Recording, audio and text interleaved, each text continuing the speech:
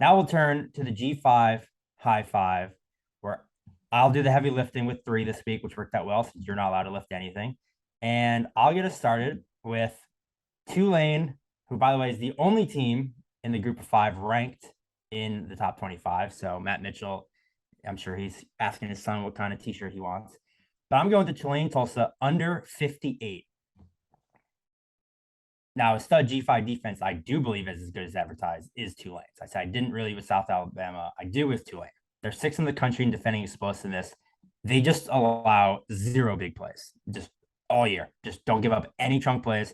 They're terrific against the run, seventh in the country. They're terrific against the run, and they're seventh in the country in coverage grade. And I just don't love this Tulane offense. I never have. Davis Brin, he led the country in interceptions last season. He's got 7 picks this year, 13 turnover-worthy plays. He's completing less than 60% of his passes. Oh, and he got hurt last week. So I don't even know if he's playing. Freshman Braylon Baxton took over. He's completing 50% of his passes this year. If he's in, we could see a more run-first approach, which just feeds right into the teeth of this Tulane defense. That's what they do best. And while this Tulane, the Tulsa defense has taken a step back without Joseph Gillespie, which obviously we knew they would, but they've still actually been pretty good against the pass. They're 18th in the country in success rate. They're 24th in coverage grade. So that they actually haven't dropped off as much as I think we talked about preseason. So I think they could keep Pratt in check. And especially if Brin is out, this could just be a run fest. And then this stays over the total of 58. Yeah, I think I'm having PTSD to the Tulane Memphis under that I had a couple weeks ago when you had a 90-yard punt return touchdown and then a muffed punt inside the 20 all in the first quarter, basically blew that up from the get-go. But I kind of like this play because I had this circled as a potential play on Tulsa. I'm just worried when the expectations and playing the hunted as opposed to the hunter is going to catch up to Tulane.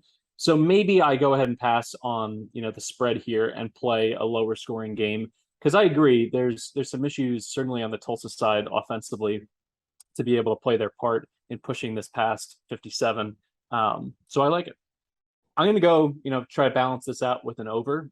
James Madison traveling to Louisville. It's 52.5. I like the over here. It's all predicated on Todd Centeio.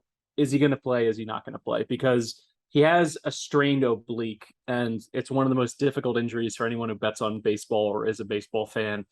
A guy could strain his oblique and be out for a weekend series, or he could be out for 3 months. It just all goes into the overall severity of it. But if he plays, this kid's top 20 in QBR in the entire country. They're 34th in success rate on offense. And when you look at the Louisville side of things, they're finally getting it cooking offensively. Their last 4 games, 33, 34, 24, 48. I understand they had a whole bunch of pick six. It was a pick six parade against Wake Forest. But the known commodity in this game is Malik Cunningham. And he is the Pied Piper of one of the most explosive running games in the entire country. In his last 5 starts, he's got 10 rushing touchdowns. I think this could devolve into a shootout if Centeio is a go. So this is one, don't worry about getting the best number. Worry about getting the best quarterback on the field for the Dukes. So wait until kickoff to find out. Their head coach has been pretty cagey throughout the week, kind of just saying that, we'd love to have him back. We don't know when we're going to have him back. I think he's been a limited practice participant. So we're going to have to go ahead and check that, ahead of kickoff. But if he's a go over 52, I think that's one of my best bets on the board for the whole week. I agree. I'd want Centeio in, but if he does, I like it. Is he oblique near the gallbladder? Tell him to just cut that puppy out and get going. Yeah, I feel like it's in the, not that I'm a medical specialist, the middle of your body. So we'll go with a hockey injury, upper body for Centeio. All right. For my second play, I'm taking Southern Miss -2.5. You backed them. They were your pick last week, right? With that obviously cashed. I was so high on this Georgia State team coming into the year, but their offense just hasn't looked right all year. They're so frustrating to watch. They did get a good win last week.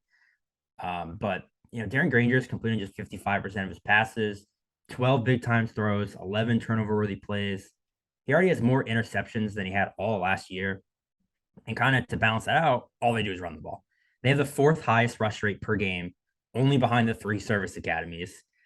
The only problem is they're 106th in rushing success rate. Jamius Williams has not been as explosive as he was last year. And, Greg still runs it well, but they're just not right. And Southern Miss is 13th in the country at defending the run. They're 28th in line yards, 12th at creating havoc. It's not easy to run on them. And then the Golden Eagles also run the ball 60% of the time. Half the time, they don't even have a quarterback on the field. And Georgia State is 121st at defending the run. App State ran for 404 yards and 6 touchdowns against them 2 weeks ago. So they're 124th in tackling. I fully expect to see a ton of Frank Gore Jr. in the Wildcat, kind of like we did against Louisiana, just running the ball every play. Southern Miss loves to slow things down and just play these boring, gross games. I'll say there's no team I think I sweat more betting on them than Southern Miss. Because every time they have the ball, you're like, I don't know how they're going to score. Like, they can't pass. Even when they run the ball, like, there's so many times where I feel like Frank Gore Jr. gets like just stuffed at the line of scrimmage, and then all of a sudden he breaks it for 50 yards. They're like really hard to watch, but they just like win. That's kind of what they do. This is gonna be a gross game, and I just think if two teams run the ball constantly, one of them can stop the run, the other one can't. I'll take the one that can stop it. So I'll take Georgia's Southern Miss. At less than a field goal. Yeah, last week Zach Wilkie, we talked about it. He just needed to not turn the ball over. He ends up throwing 2 passing touchdowns. They were far from dynamic through the air, but that's what it comes down to. I think if they protect the football, have 0 or just 1 turnover in this game, I think they win going away.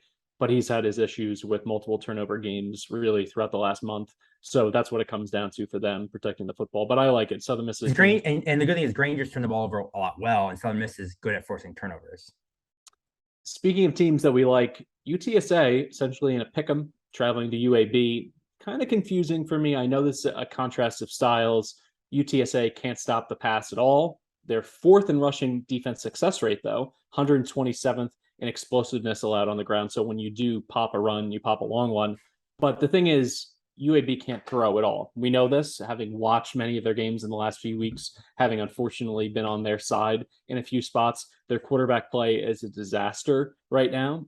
And when it comes to coin flip games, and a pick'em obviously is a coin flip according to odds makers, you want to look at what's the best unit on the field. It's still the Roadrunner offense. They're 11th in success rate. Frank Harris is still doing Frank Harris-like things. His receiving core, Franklin, Clark, Cephas, they have 18 receiving touchdowns this year. So I know that UAB has built up a reputation as a stingy defense, but they found a way to lose a lot of games in the last month. They lost to Rice. They threw an interception late against Western Kentucky. They lose to FAU. That FAU game was enough for me to finally not be afraid of this UAB defense being able to carry them to victories. So despite the fact that they have Dwayne McBride, despite the fact that they're an elite running team, I think this will be a higher scoring game. And I think when they get to the second half and the fourth quarter in particular, and you have to score to keep pace with the UTSA offense that can go, back and forth, I don't think they have the firepower to get it done. So I'm going to go ahead and take the better offense here and hope that the Roadrunner run defense can at least prevent, if they only give up 2 or 3 30-yard runs in this game, it would be a victory given their track record this year. You just don't want to give up that quick strike touchdowns to McBride. Yeah, you mentioned it. I think you kind of, I actually had this game written down on the cutting room floor as the over. I think this is one of those things where people are going to get scared. I think the number is low because of UAB's defense. But you mentioned it. I think Frank Harris and this UTSA offense, Frank Harris at this point in his career is just one of those quarterbacks that could score on Georgia. He's going to put up points on everyone. He's good. And their receivers are good. I don't think UAB can do enough. I forget what's the total of this game, 50, 51.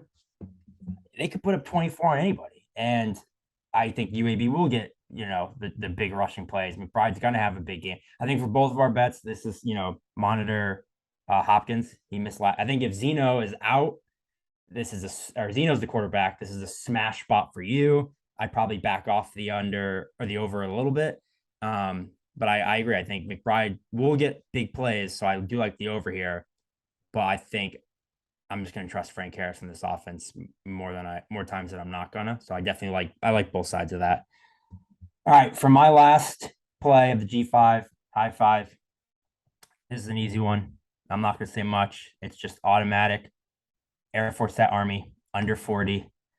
I'm sure Colin Wilson's going to try to talk to you about the over on this on Thursday or Friday morning. I love Colin. Colin is smarter than me. I'm telling you right now, Don't listen to him. Just fast forward. Our Action Network Bet Labs database dates back to 2005. Since 2005, the under between two service academies is 42, 9, and 1. That is an 82.4% win rate. The under has cashed in 9 straight games between service academies, 14 of the last 15. Oh, and between Air Force and Army, it's 12, 4, and 1, and has cashed for 8 straight years. The over has not hit between these two teams since 2013. If anybody tells you any other number other than that, don't listen. I don't care what Army's stuff rate is, because guess what? They were stuffing teams not named Air Force or Navy. None of the rushing stat, nothing matters because it wasn't against another service academy. If you guys want one data point to focus on, fine. Air Force beat Navy 13-10 a couple weeks ago. This is an auto bet. And guess what? If this loses, that's just going to make me bet twice as much on Army Navy under, because it ain't happening twice in 1 year. This bet is as lock could be. Army Navy under 40. Just take it and thank me. Here's 2 more little nuggets if anyone drops in there. Army scored 90 points in the last 2 weeks. If someone says that to them, just shove them right into a locker. Close were they playing a service academy? Then they were playing Colgate and Louisiana Monroe. So that's all you need to know there. I agree. And there's also fool's gold in the advanced stats, like Air Force is first in passing explosiveness. They throw it like 8 times a game. And guess what, Calabrese? They weren't passing against Army or Navy. Okay, that's all. They weren't. These teams they're totally different teams when they play each other. They're like, it's like Transformers. They don't do anything the same against service academies as they do against every other team in the country.